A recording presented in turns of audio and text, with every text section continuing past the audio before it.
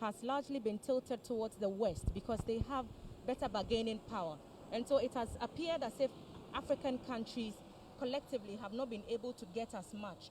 We understand from news sources, international news sources like the BBC, for example, that the UK, for example, has enough vaccines to vaccinate its population 3 times. And so one concern that we've heard from international sources, I've heard the Prime Minister of France say that it was unfair that people who were not at the most immediate danger in the Western countries were getting access to vaccines first before more critical, vulnerable people in Africa are given access to the vaccines. But then it all comes down to bargaining power. And that's why I'm saying that for Ghana and the rest of Africa, it remains to be seen what we can put together, in my view, so that we'll have a better obviously, the presence of COVAX and our medical partners, UNICEF and co, really helps. We can see some of the officials here. They've all come to make sure that this goes according to plan. Of course, UNICEF is playing a huge role in the arrival of these vaccines, and subsequently, we are expecting a press release from the Ministry of Information that will deal with all the vexed matters concerning the arrival of these vaccines, but also we expect that on the 2nd, the President will be making an official statement regarding this. But talking about the President, we know that since Ghana recorded its first case of coronavirus, the President has at least on 23 occasions or so made national addresses to the nation concerning this. But you'll recall that our first record was in the 2nd week of March 2020, and by the end of the year 2020, unfortunately, we had lost over 300 persons, but 2020 began and we are only in the 2nd month, and we appear that within 2 months to have doubled the number of deaths that occurred in 2020. I'm glad for this opportunity, Abdul. So just a quick, look at where we are by way of cases. So our cumulative number of cases, that's all the cases we've ever had from the 12th of March, is 81,245. Active cases, 6,614. New cases in the past 24 hours, 486. Unfortunately, number of deaths is now 584. Abdul. So as at the close of 2020, I remember when GBC produced its year in review program, when we were putting that report together, we were just under 340 cases when we put that report together for year in review. Barely 2 months later, we are almost at double that number.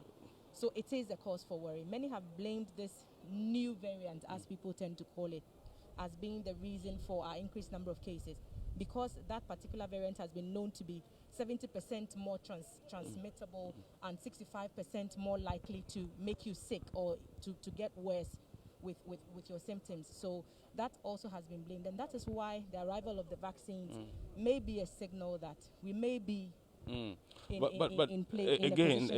Again, Thelma, I recall that you particularly used to engage the Minister for Information, Honorable Kojo Nkrumah, on several occasions on TV in conversations about COVID-19.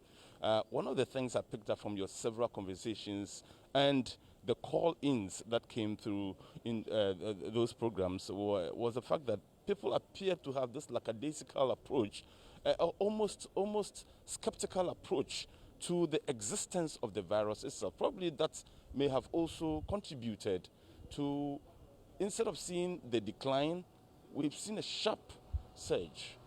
I think that inherently, Abdul, everybody likes to be free, and everybody. Okay, so the plane has just touched down. It's an Emirates flight. It has just touched down. There's the flight carrying the vaccines that we so much look forward to receiving. I believe hope has arrived. But the fact that hope may have arrived does not then also suggest that we can go back to sleep and allow life to go on as usual. Of course, not everyone will be vaccinated, at least not in the next 6 months, not in the next 1 year. It will take time for everyone to be vaccinated, and therefore what it means is that even if you know that vaccines have arrived you still need to stay safe, you still need to protect yourself, and you still need to protect others as well. Yes, Abdul. The team is standing by. The health minister designate, who is also the former health minister, who has led this fight from the very beginning, is around with the officials of the Ghana Health Service, and we expect that they will receive the vaccines. We understand that samples or a portion of the vaccines will be transported here to be received by the delegation as a symbolic gesture, and then from here they will be safely transported. Arrangements have been made for the vaccines to be transported to a place where the temperature is right to keep the vaccine. Mind you, Abdul, the choice for Ghana to go with the AstraZeneca, the Oxford vaccine, largely had to do with the storage capacity of the country, and this has brought us to where we are. The team is ready to receive the package. That's very Ghana true. will start You're its talking about vaccination. storage. We do understand that these vaccines have to be stored under certain conditions in respect of temperature and other conditions as well.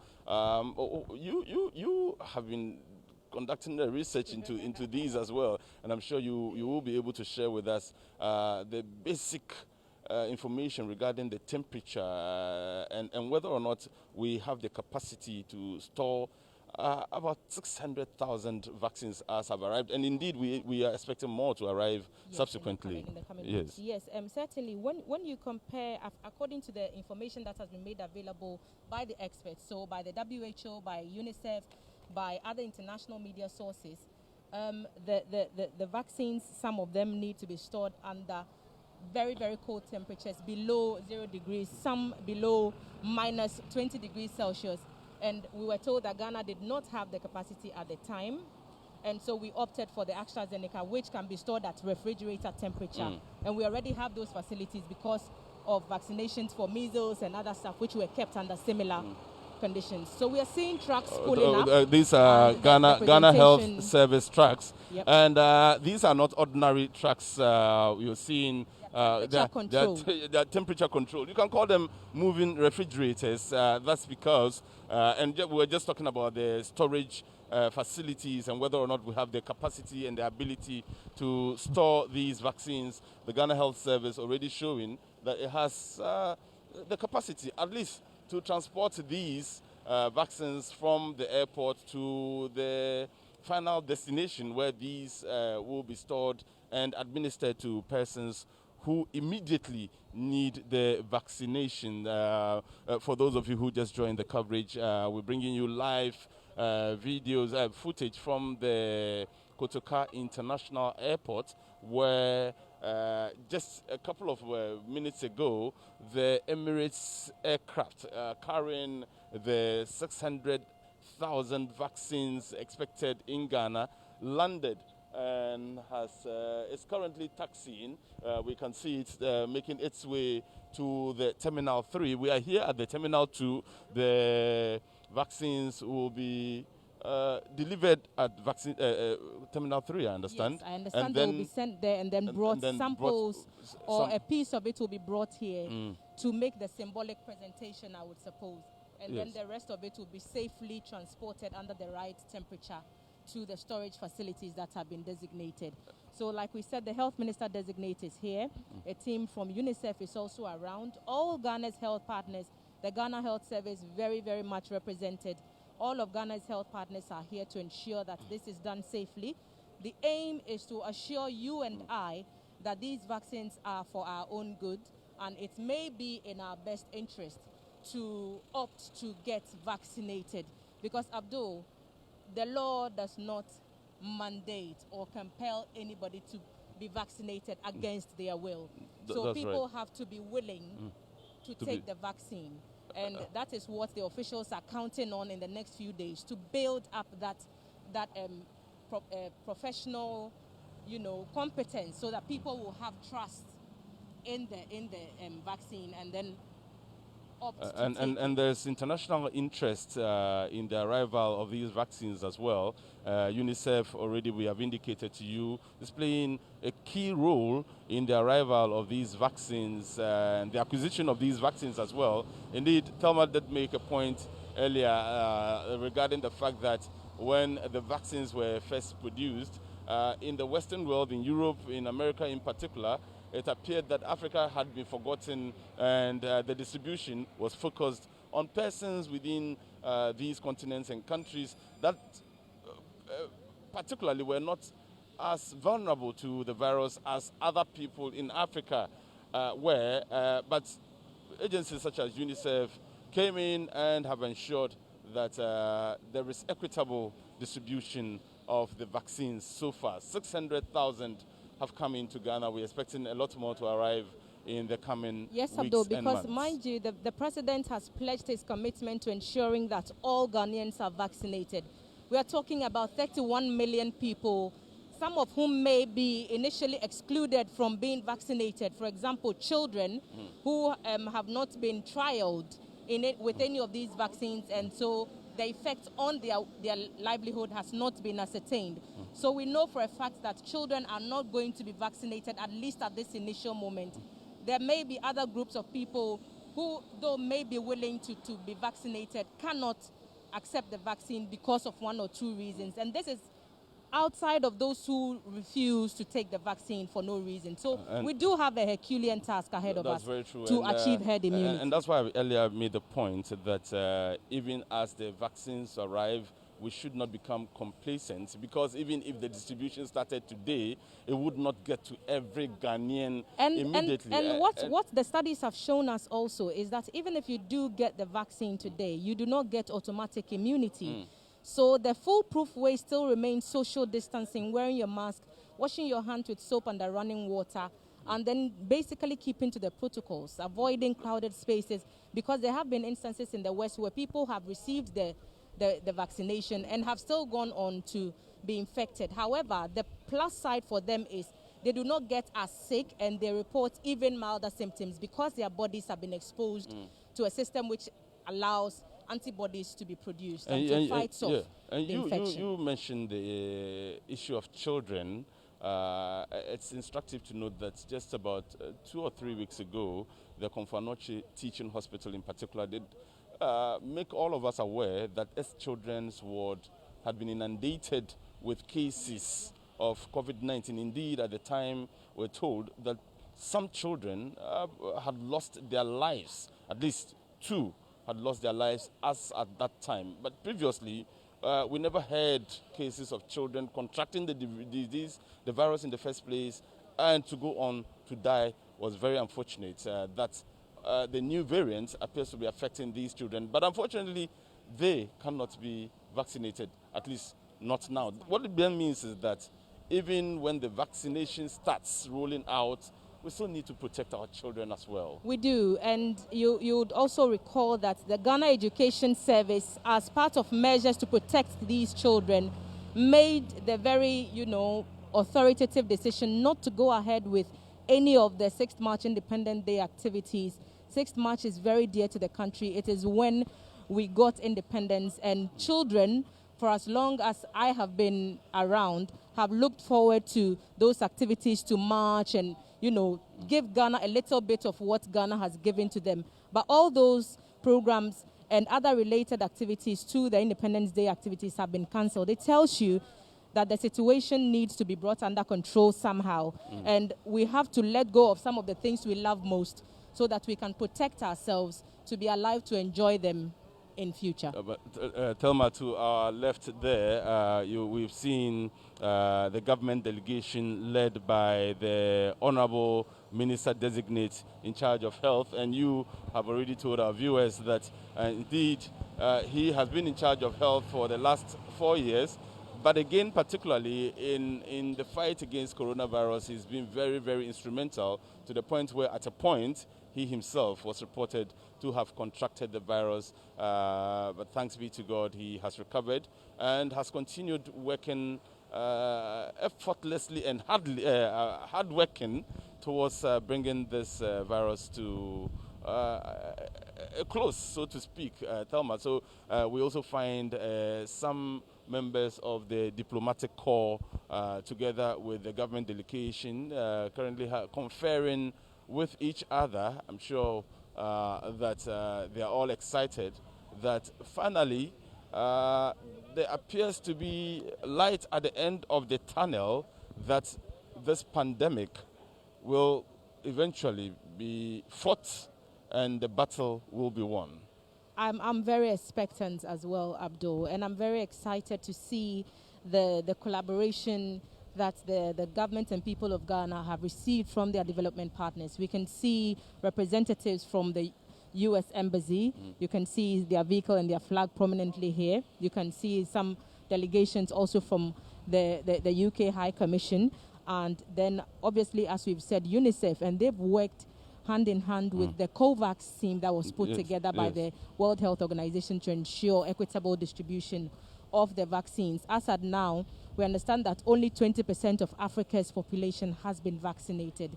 And those numbers are very low indeed when you compare them to places like the UK, where about 17 million people have already been vaccinated in the past 3 weeks.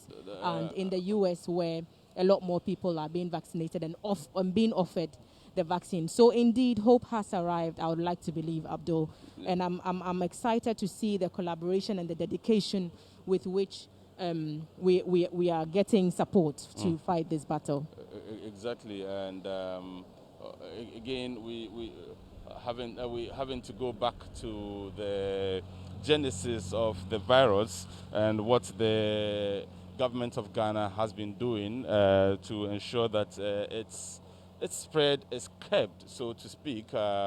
We go back to the weekly press conferences. In fact, every week there are 2 press conferences since March of last year to address issues relative to COVID-19. You believe that in some way has helped to keep the numbers where they are now, even though we are complaining that we've recorded too many deaths? Yeah, and the other thing that I believe those press conferences have achieved is also to help us with misinformation and conspiracy theories that have surrounded the whole pandemic since the World Health Organization declared it a global pandemic in February of last year. So it has helped us to know what is right and what information is not right and which ones we should disregard. I remember when the coronavirus scare started and people started drinking all sorts of medical concoctions. The Ghana Health Service, through those press conferences, for example, had the opportunity to engage with people who were well-knowledged, well-learned in those fields to tell people what to expect, what to do and what not to do. Because we've learned from the experience in China that they have used certain systems that have worked for them. And so people were suggesting that we could try those as well. But the Ghana Health Service has guided the public reactions and the public access to information as much as they can. But social media has not made that easy, Abdul. And we still constantly find false information and fake news carrying such false messages across to people. We see that the security personnel, all is about set now, indicating that we need to relocate in order to do their work safely, so that the vaccines arrive safely. We also need to stay safe anyway, so we will relocate whilst giving you all the information from behind the cameras, telling you all about what to expect as the vaccines are received. Just a little bit of background information that the flight carrying about 600 doses of the AstraZeneca, 600,000 doses of the AstraZeneca Oxford vaccine produced by Serum Institute of India has landed in Ghana's capital here in Accra. This delivery, of course, we know comes almost a year after the WHO first described the novel coronavirus as a global pandemic, and 8 months after the launch of the COVAX initiative, which was aimed at pooling funds from wealthier countries and non-profits to develop a COVID-19 vaccine and distribute it equitably around the world. Ghana has seen the arrival of the vaccines. The airliner carrying the vaccines landed about 10 minutes ago, is it? Yep. Yes, and we are now awaiting the doses to be transported from the aircraft to where the VIPs have gathered to receive them. we do understand that subsequently the president will be the first gentleman, of course, that is to be expected, the first gentleman to receive the vaccine. I think the information is to start from the 37 military hospital, barring any hitches.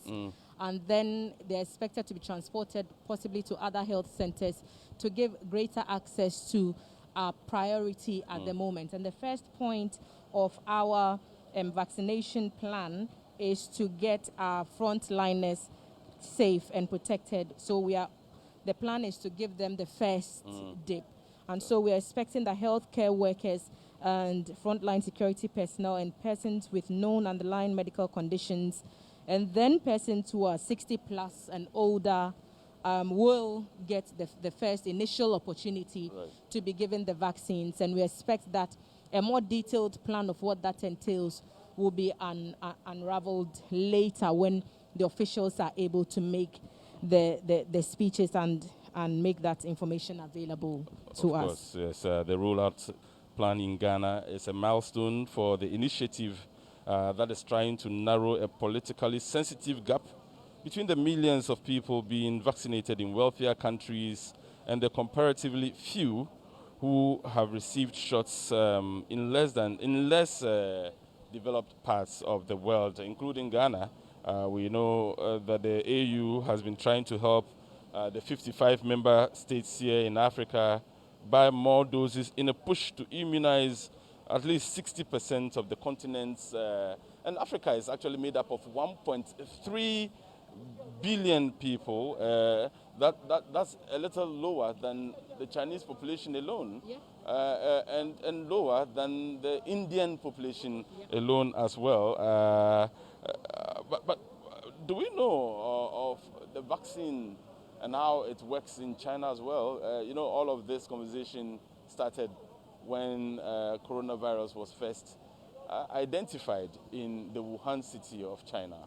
So China was initially getting, bad press a lot for the outbreak in the first place, and they faced allegations and accusations of not alerting the international community early enough to be able to put systems in place to curb further spread of the virus. But Abdul, if you would also recall, China, or news on China, has been largely very, very unforthcoming. So not much has come out from China in the past maybe 6 to 8 months, until recently when the WHO sent a team to investigate the start of the pandemic.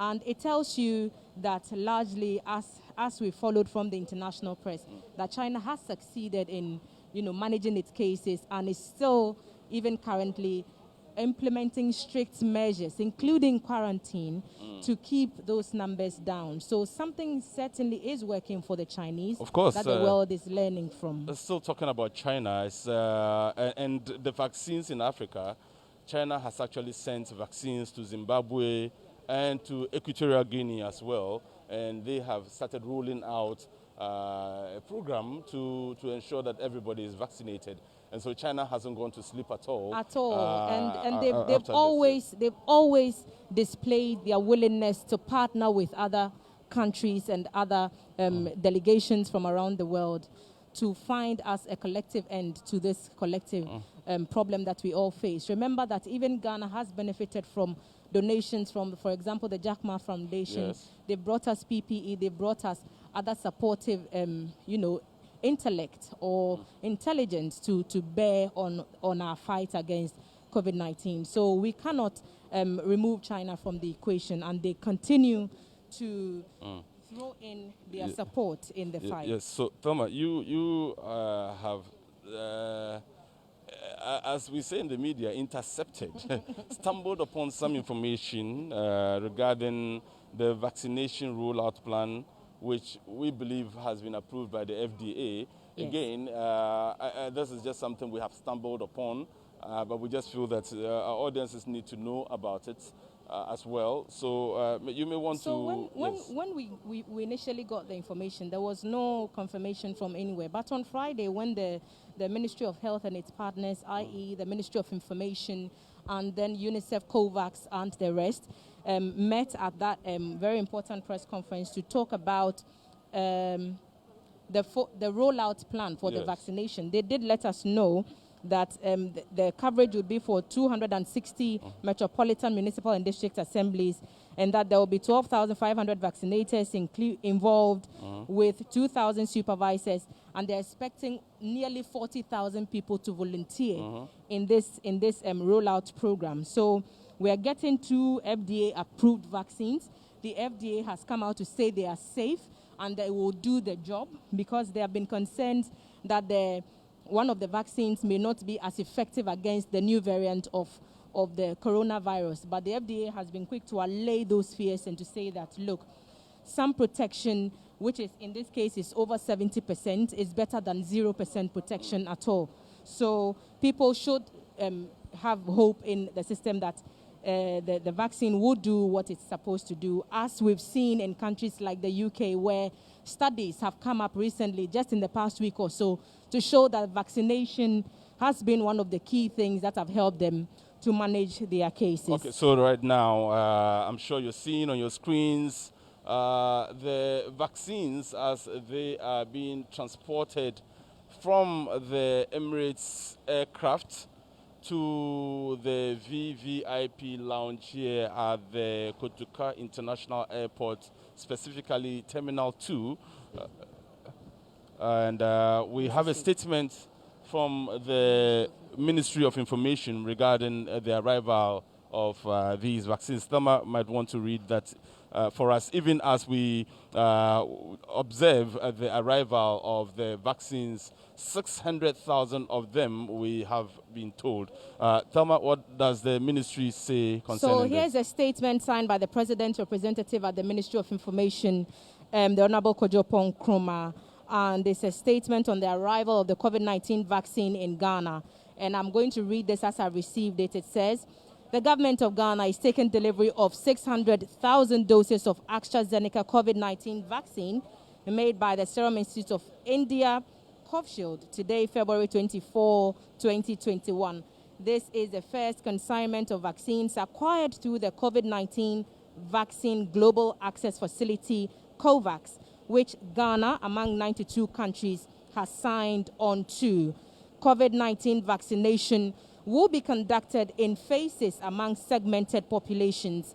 The first segment of the population that will receive from the 600,000 doses will be health workers, adults 60 years and over, people with underlying health conditions, frontline executive, legislature, judiciary, and their related staff, frontline security personnel, some religious leaders, essential workers, teachers, and other personalities in Greater Accra Metro, including Ewutu Senya and Ewutu Senya East in the central region.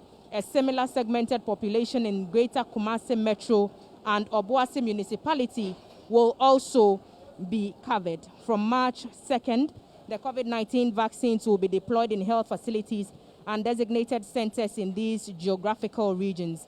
The government of Ghana remains resolute at ensuring the welfare of all Ghanaians and is making frantic efforts to acquire adequate vaccines to cover the entire population through bilateral and multilateral agencies.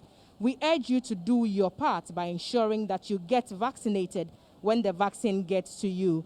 We acknowledge the hard work of the technical teams from the Ghana Health Service, the Ministry of Health, the Ministry of Information, the COVID-19 Task Force, and all those who have assisted in getting us this far. Our development partners are also acknowledged for their tremendous financial and technical support. It is our hope that they will continue to support in our sustained efforts in combating this virus and putting COVID-19 behind us. That's the end of the statement, Abdul. And I can hazard a guess as to what informed the choice of those geographical locations. You recall that when there was a lockdown in parts of the country, some of these areas that have been mentioned in the statement actually came up.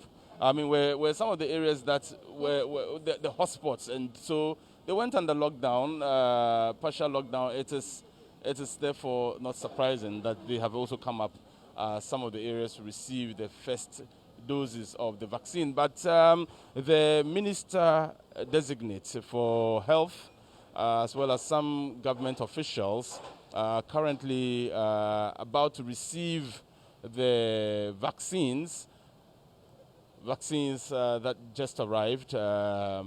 600,000 doses of these vaccines. And so the good news is that what it means is that at least in the next few weeks, 600,000 Ghanaians, vulnerable Ghanaians and persons who are in frontline essential workers.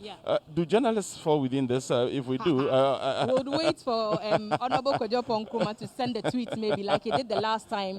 And for the avoidance of doubt, journalists are considered frontline workers. So it remains to be seen whether we do get cover, Abdul. But it's refreshing to note that the Accra and the Greater Kumasi metropolitan areas and Ewutu Senya would be priority focus areas because they have had more cases, and so the attempt to make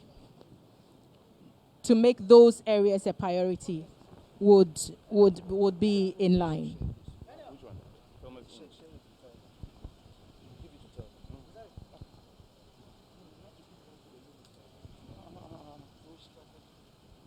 All right. Yes, so it stands to reason, like you said, that these areas should get mention. And as the statement has said, persons with underlying health conditions will also get priority.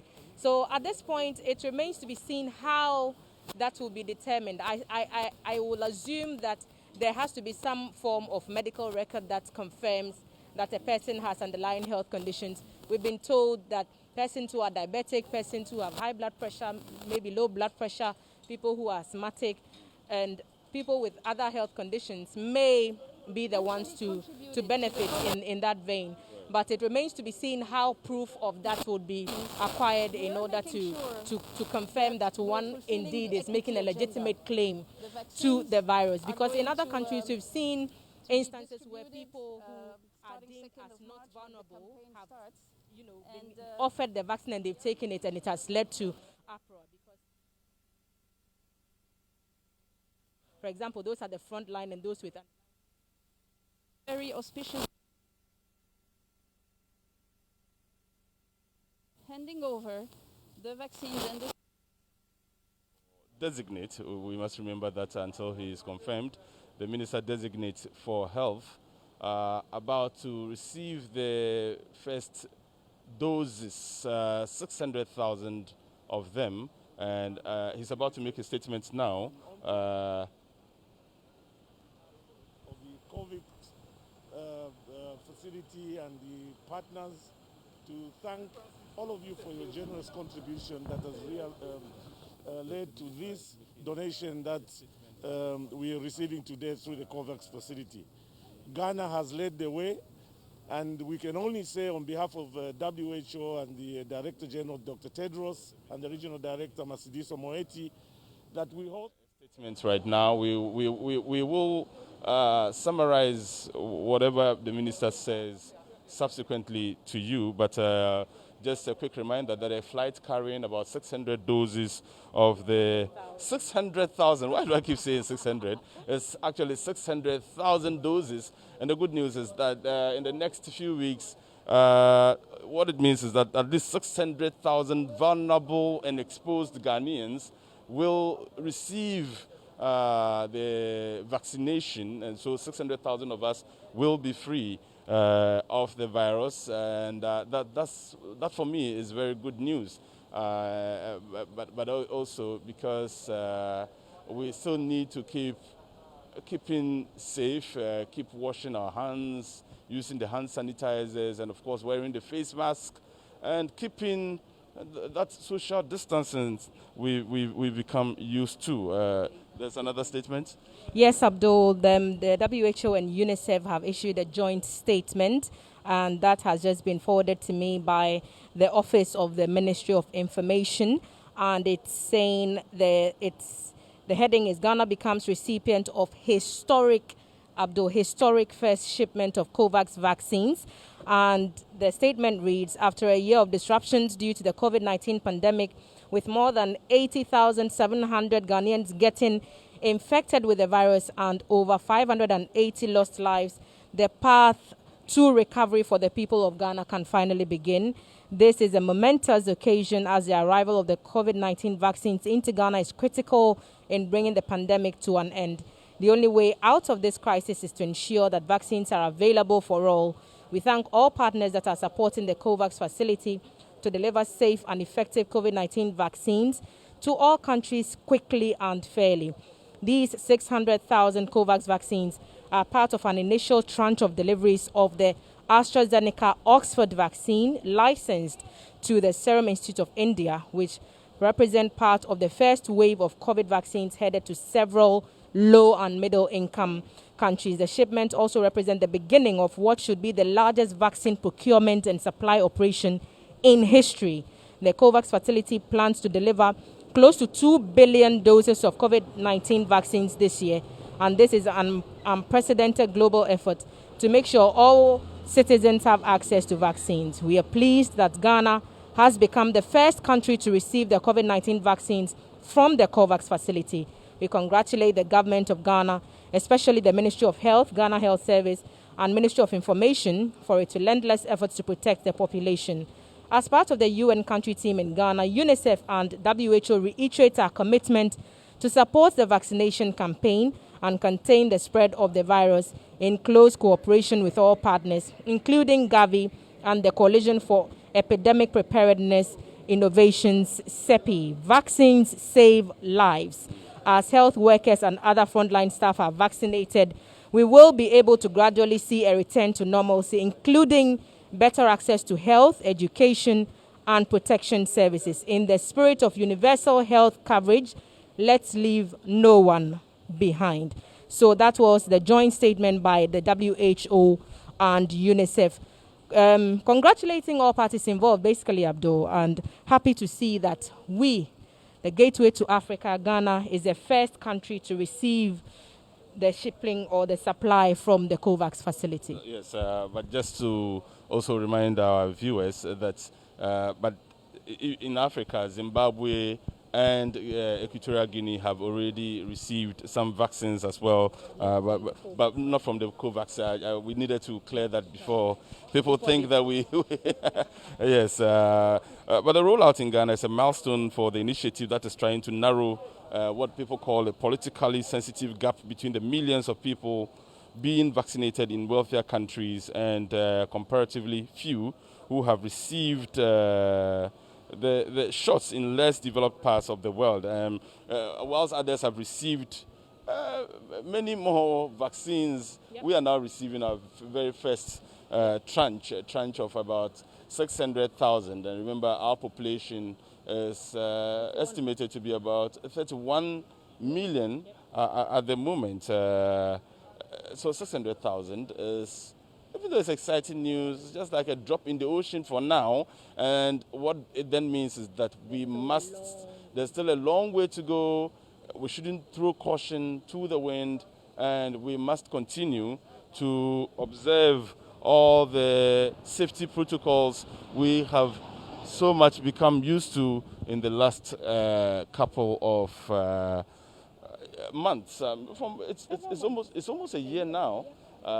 We got our first case, I believe, in March. That was on the 12th of March, where 2 cases were imported. Indeed, for a long time, all the recorded cases in Ghana were imported cases until we began to see some form of community spread, and it has gotten worse ever since. As we said at the very beginning, throughout from March until December last year, we had just about 350 or so persons who had passed away. Unfortunately so, but given the figures that we had seen from other countries, where in a day, in countries like the US, about 1,000 people could die. In fact, in one of the days, in the US alone, 1,200 people died. In Brazil, in one day, 900 people died. In Spain, in one day, and I'm talking about not just one day, but Subsequently, other days you have 800 people dying, 900, 1,000 in Spain, in Brazil, in Italy. We had 900 people dying for almost 5 consecutive days, Thelma. And so when we had about 300 for the entire 8 months or so, even though it wasn't exciting, we still gave, we were lucky. We said we were lucky. But in 2 months, we've lost as many people as we lost in the entire 2020. That's unfortunate, Thelma. That is the cause for worry. But Abdul, all is not lost. Hopefully, as we learn more about this new disease and as we adapt to ways to cope with this new normal, some sense of normalcy will return, like the statement from the WHO and UNICEF said. Mind you that in America alone, just over the weekend, they marked the 500,000 deaths in America alone. And they held a ceremony, a minute silence to remember those who had fallen. In the whole of Africa, we've lost about 100,000 people. And that is only a fifth of what America has lost. It is in no way meant to take from the grief that people feel. And I've said on some platforms that COVID-19 has ceased to be about figures and numbers, and it's now people I know, people you know, people who are getting infected are people that you know. Now it's in the communities. You are seeing the people. You saw somebody last week. This week, the person tested positive. You have instances where prominent personalities have come out to say, look, I have tested positive. Unfortunately, we still have stigmatization of persons at workplaces, within the community, of persons who have recovered from COVID-19 being, discriminated against for whatever reason. And that I find very unfortunate, because at least those people have known their status. At least they've tested and at least they've gotten help. But what about those who have not tested and yet they sit in the safety of their ignorance, if I can call it that, to look at those who have bravely gone to test and they have received the treatment and think that they, for some reason, are better off? I find that very contradictory, that someone goes to test and probably tests positive, and another person who actually declines to be tested begins to stigmatize that person who has tested and is actually not showing any signs and symptoms of sickness and so on. Yet, you sitting there, you are feeling symptoms. You have some symptoms of illnesses, and yet you haven't tested. Yet you are stigmatizing somebody who has tested positive. The person is safer than you who have not tested, and therefore the stigmatization must stop. Indeed, everyone must be encouraged to go out there and test, and if found positive, get some treatment and get everyone else to be safe, rather than staying away from being tested and putting the rest of us at risk. Currently, the cold stores, the mobile cold stores are ready to receive the vaccines. Of course, the Minister Designate for Health and his entourage, as well as the international community here in Ghana, and representatives from UNICEF and the WHO have all witnessed the arrival of the vaccines, have received them formally, and these vaccines will now be transported to other holding facilities in wait for the president to officially receive them and also be the first to be vaccinated in the country before the rollout plan is actually activated. So the vaccines, 600,000 of them, 600,000 have arrived. Right. And we can see that as the trucks are being loaded, some of the delegation have started to leave. It tells you that we've come to the end of the official welcoming of the vaccines into Ghana. We are live in the capital, Accra, and we are at Terminal 2 of the Kotoka International Airport, what used to be our international travel terminal until we got a new facility at Terminal 3, and then the international travel was moved to that building. So we've seen Health Minister designate receive the vaccines with his team from the Ghana Health Service and also the world partners from UNICEF, WHO, COVAX, and all those who have come to support us. Indeed, they have the eternal gratitude of a nation, because finally we may see some light at the end of what had appeared to be a rather dark tunnel. And for those who have lost their lives in this fight, we can never forget what you've had to sacrifice for us to gain knowledge of how to live with this new disease as we go on in the weeks and months ahead. And we cannot also say thank you enough to the COVAX team who have spearheaded this acquisition of the vaccines, because it is very competitive and a lot of countries are fighting to get vaccines. And for Ghana to be the first in Africa to benefit from the facility is really welcome news for its citizens. And we hope that the whole of Africa, indeed, everyone everywhere in the world who desperately needs a vaccine in order to be safe and to survive will get one sooner rather than later. And I'm also hoping... Thelma, just to cut in there, as you talk about Ghana being the first in Africa, we always need to emphasize the fact that we are referring to the COVAX. To the COVAX the COVAX, and not because other countries have received some other forms of vaccinations, but Ghana is the first to receive the COVAX vaccination facilities. That clarification, we need to keep making it before. Yes, because vaccinations have started in other African countries. Zimbabwe, Equatorial Guinea, even in South Africa. Yes. On the 17th of February, they started some vaccinations. So mind you, South Africa had to get new vaccines so that they can deal with their new strain. So the vaccines are being loaded, yes, and we can see that on our screen. Very historic scenes we are seeing here, Abdul. The end in sight in our COVID fight. Of course, but again, we keep cautioning Ghanaians that this does not mean that we lower our guards. We are not out of the woods, not yet. And even for those who will be privileged to be among the first to receive the vaccines, it does not guarantee you against contracting the virus 100%. You still need to stay away from all the issues that can lead to a contraction of the virus. And that's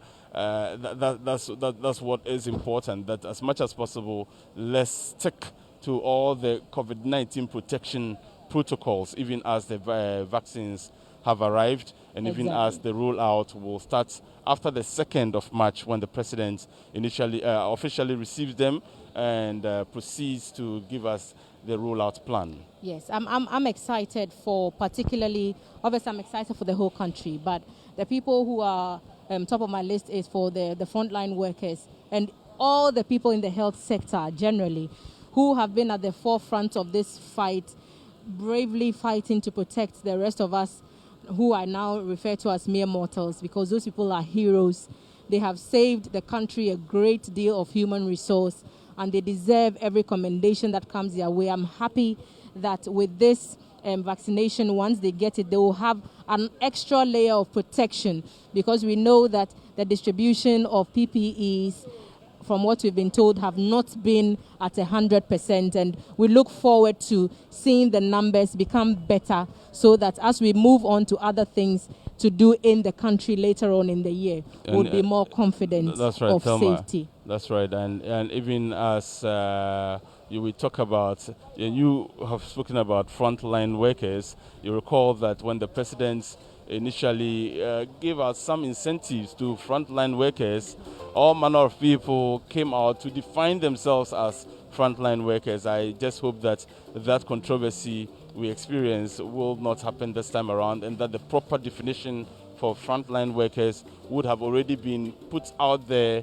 for people who know that they belong to that circle or not, not to come out to create any unnecessary controversies, even as we receive this very exciting news? Yes, I think that apart from the key people for me being frontline workers that I'm excited for the persons in the upper age demographic who have been identified as being vulnerable, so the 60-plus population. I'm excited that my grandmother at home will have access to a vaccine. Your father, your mother, who is advanced in age, will have access to a vaccine. I'm hoping that people would see the benefit of being vaccinated and so turn up en masse to take the jab, because we've seen other countries where people who have refused the vaccine have been offered alternatives which have been costly. What do I mean, Abdul? A friend of mine who lectures at the university in United Arab Emirates has been told that they needed to get vaccinated or pay for tests every 2 weeks from their pockets. Wow. So if you refuse to get the vaccination, you had to pay for the test yourself. And I'm hoping that it will not come to that point, and that everything that we are seeing today will be reassuring to the public, Abdul, so that they will be better informed to go out and be vaccinated. I'm excited at the level of partnership that we've seen here today from our development partners, and I'm hoping that the Ghanaian people would rally together as we always have to make this vaccination dream a reality and a success. All right, and so Thelma, I think that's about it for now. For those who just joined, those are the vaccines getting onto the trucks to be transported to some other storage facilities for the rollout proper to be activated. 600,000 of them arrived in the country about some 30 minutes ago on an Emirates airliner. The Minister for Health designate and other government officials were here together with